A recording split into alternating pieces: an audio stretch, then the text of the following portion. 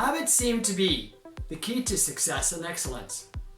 There are endless videos out there about habits and how to form them. I will talk about how to make a habit, and I'll talk a little bit about strong habits and weak habits, and some of the problems that you can find with habits, and a super book to get if you want to form good habits. Introduction. Hi, and welcome to the Les Paris Podcast, episode number 333. This podcast is excellent for extensive English listening to help you expand your English listening vocabulary. Today's podcast episode is about habits. How to make a habit. Making a habit is the hardest part. Usually, you're going to make a habit out of something that you don't feel inclined to do naturally. If you felt inclined to do something naturally, you wouldn't need to make it a habit. The best way to start a habit is to attach your target habit to an already existing habit. For instance, if you want to practice listening to English, then make sure you listen to English for 3 minutes a day, every day after you brush your teeth. Brushing your teeth is a pre-existing habit. If you attach listening to English to a toothbrushing habit, it will be much easier to keep. How long does it take? Different people have come up with different studies to find out how long it takes to make a habit.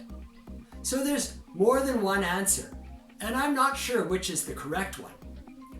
The answer I took is 30 days. If you continue a new habit every day for 30 days, it should be yours. On the other hand, some people insist it is not really enough. You need 60 days. So if you want to be considered conservative, let's take 2 months to form a habit. Strong and weak habits.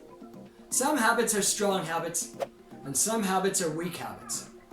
I'm not using this in the way you probably think.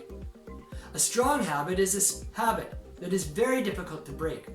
For instance, if you take a holiday and go traveling for a week and come back, you can resume the habit easily. Toothbrushing is an example of this. Doing your laundry is another example of this. On the other hand, some habits are weak habits. Even a small change in your daily schedule or routine can change the habit or break it.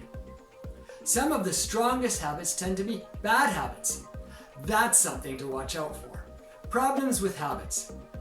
The big problem with habits is when you think it's a strong habit and it's beneficial, but in fact it's a weak habit.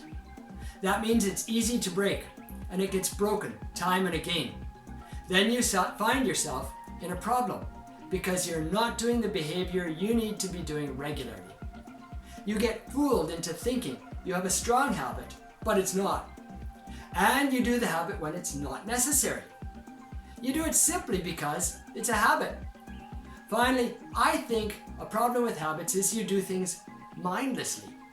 You don't think about it, so the quality of your behavior and attention goes down. This can lead to problems downstream, and again, you're fooling yourself.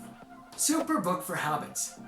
If you really want to get a good habit going, or a good system of habits, go out and buy the book called Atomic Habits. I'm not going to get any money from it. I didn't write it, and I don't have any affiliation with it. On the other hand, I know it's a good book, and it really works. If you like listening to English for your extensive